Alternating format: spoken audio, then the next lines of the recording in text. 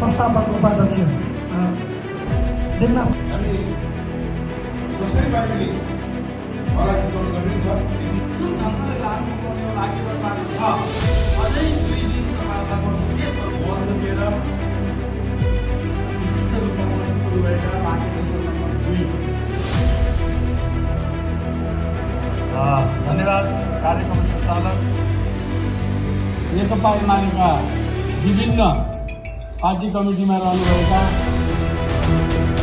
अर्थ छैन। त्यस कारणले हाम्रो यस कार्यक्रमको उद्देश्य आवश्यकता नेकपा एमालेका